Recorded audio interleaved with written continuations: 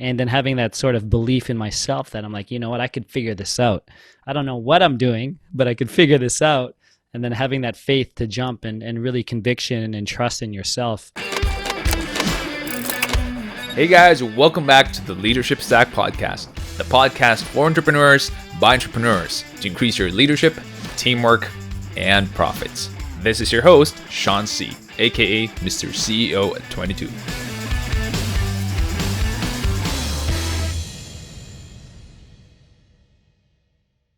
Hey guys, welcome back to the show. Today we have a special guest. His name is Edwin Frondozo. And if you haven't guessed, because I did not guess, he is Filipino all the way from around the world. We are a 12-hour difference. He lives in Toronto. That is where he is now. Right now it's 10 p.m. on his side. He is an international keynote speaker, an award-winning podcaster. Guys, his podcast has been around for 3 years. You would want to check that out. Seth Godin is there, one of the guys that I look up to. He's a technology entrepreneur, the founder, co-founder, and CEO of Slingshot VoIP. Guys, it's my honor to have another Pinoy here in the show today during the ECQ, during the lockdowns. Edwin, thank you so much for being here with me today. Sean, I'm super excited. And you know what? I'm really excited to be. I think this is my first podcast in the Philippines. So really, this is wow. We're doing something together. This is we'll never forget. That's awesome, dude. I mean, it's not every day. It's actually the first time that I ever had a Filipino living in another country here in the podcast. When I saw your profile, I didn't think you were a Filipino.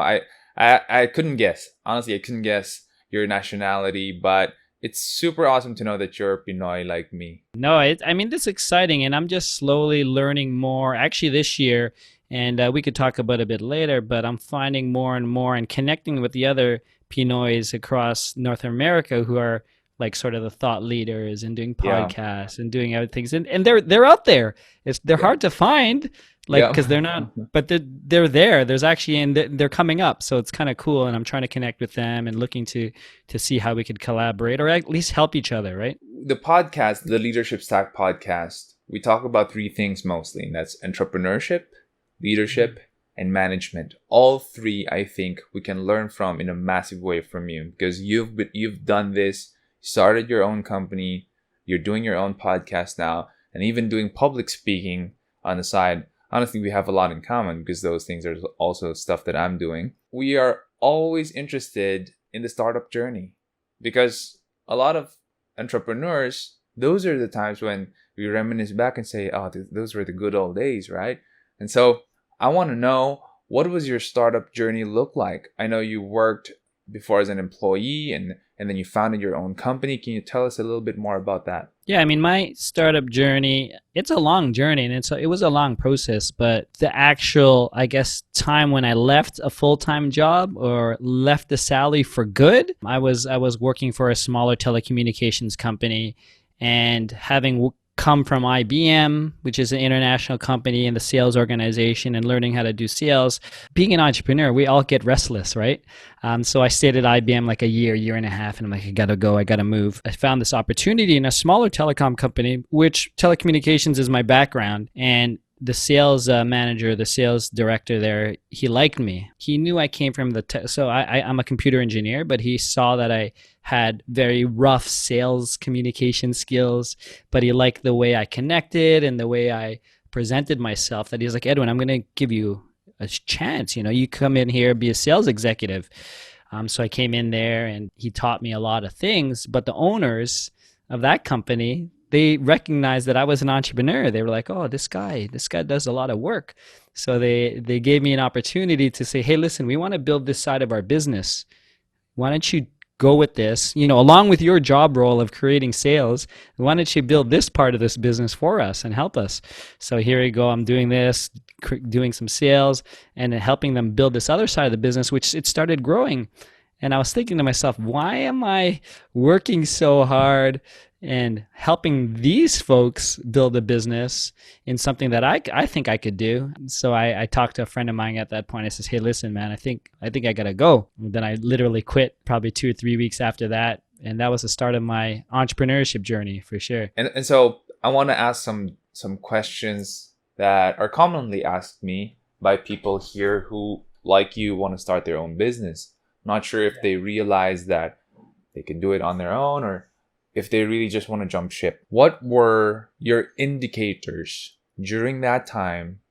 Just think back a little bit. What were the indicators that, oh, it's time for me to let go of that sweet, secure monthly income and take a leap of faith and start my own thing? Yeah, I think one of the main indicators, which I mentioned, is sort of this restlessness. I guess figuring things out. For me, it was figuring things out quickly. So when I was in IBM, I understood how the company worked and how the organizations worked, and I could see how people moved and created, and I'm just like, I don't want to stay here forever, but it was a good job. So one was restlessness. The other one was seeing opportunity and understanding that, going from an international brand to a small company where this was there was 15 or 20 people in this company, and seeing that they were running a successful business, just seeing it from a global scale to a small scale, I'm like, oh, anyone could do this. And then having that sort of belief in myself that I'm like, you know what, I could figure this out. I don't know what I'm doing, but I could figure this out. And then having that faith to jump and really conviction and trust in yourself. This is looking back now, and I understand, I guess, the emotions but that's what it is. It's this indication that I could do this. I may not know or fully understand, because I know the younger entrepreneurs nowadays, they kind of want the steps, how to succeed. But there's no one really at this time. No one was giving me no steps. Twitter wasn't even around at that time, right? And Facebook wasn't even around actually yet. YouTube launched 2007. So none of these social media stuff was out there to teach you entrepreneurship. So people actually have it good right now, because there are people giving the sort of step-by-step way to go, but that's still not guaranteed, right? So I think it's just, like I said, it's that self-belief or self-trust that you could figure things out. So I know that there's no step-by-step, but there is definitely your own roadmap that you kind of follow during that time. And a lot of people right now are just grasping in the dark, and we're all about helping them from our experiences. You took a leap of faith, got out of your day job. What happened then? So you talked to your friend and you told him about your idea of starting your own thing. This is where a lot of startup entrepreneurs or wannabes, I want to start it, I want to do it. This is where we're left with blanks. We don't know, okay, what do I do? Do I look for customers first? Do I build a product first? Do I invest capital already in the business, trying to figure out what people will buy? I mean, you saw a lot of things during that time. What would you say should come first? Should it be building the product first, making sure it's perfect and people will buy it, or looking for the market first? What did you do? We had an idea of the product, and because I came from the telecommunications, we were looking at building a hardware. And one thing I didn't share was, in that company before I left, I sold one of the biggest new voice over IP deals. It was the biggest voice over IP deals that this company had ever closed. So I knew that there was a market for it. I knew the market was going that way. So it was like, oh, I'm at this start of this new technology movement. So I understood that there was a market. I knew of a product that we could do. So having this knowledge that there is a market, it was, how could I continue creating some income for myself to live?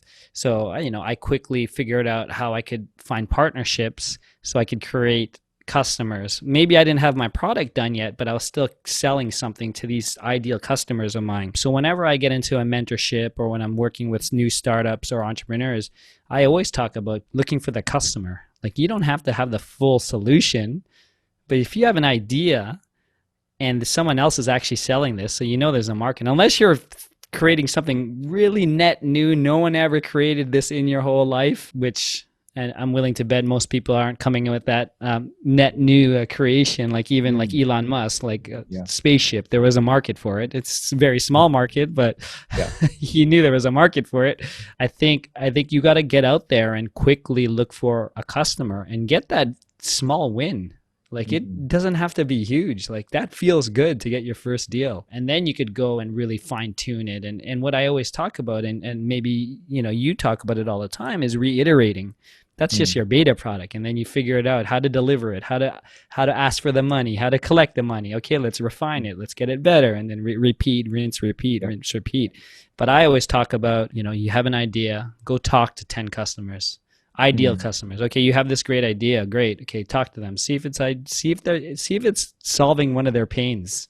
Yeah. And if it is, how much is it worth to them, right? But that's scary. People scared, especially new entrepreneurs. They're scared to get the no, right? Yeah, I talk to people. I'm wondering, you mentioned earlier that you were able to sell the biggest deal, and when you came into that small company, they immediately kind of saw that you had potential, the way you connect. I'm mirroring what you were saying earlier, and a lot of entrepreneurs, guess what? That's a problem, especially tech entrepreneurs here in our country today in the Philippines. That's their problem. They're great at what they do. They're great at building something, a product that is useful, that is fantastic, that is great, but they find it hard to sell. So I want to know, what will be some of your best tips for selling? It could be strategic selling, big picture, marketing first, priming your target market, or it could be tactical. When you're there on the table with them, how do you do it? How do you actually sell? The tactical thing for me, selling it's definitely a dance, right? You don't want to force feed anyone. I think it's really understanding and listening to your customers' pains and really acknowledging them, because not only entrepreneurs, but even new sales people do is they just try to sell features, benefits. Oh, this is old school ABC, always be closing, keep closing, and you're as good as your last deal. But those who are very good technology, and this could be a deeper topic, because I know the Filipino culture, we have this cultural trauma of not being mayabang, right? You don't want to be mayabang, so you don't want to show off, and that's what sales kind of feels like. And I think that's also for Filipinos growing up in North America, we have that in us too. So sometimes we're just the dancers, and we don't want to sell either. We just want to show our skills, right? But I think for me, the tactical is always listening and acknowledging. For me, I always talk about getting people. I mean, this is many years in talking and negotiating and doing deals, but I always tell people is I don't sell, people buy. They want to buy from me because I am the guy that will solve their problem or their pain. They are convinced that Edwin can solve everything that they need in this given solution, right? So if it comes to telecommunications, Edwin, I need this. Okay, it's not right time. Or when it comes to business leadership or partnering with my podcast, and they want to work with me and they want to, do strategic partners, because they believe that I'm the person, right? So it's having that, it comes back to jumping into entrepreneurship, is having that self-belief and conviction that, I know this. Yeah. And you know what? You need me more than I need you. That's just the mindset that we need to get into. But I know often we come into this as a scarcity mindset, and we think that we need this deal. Oh my gosh, I need this deal. This is going to help the startup. It's going to help the business.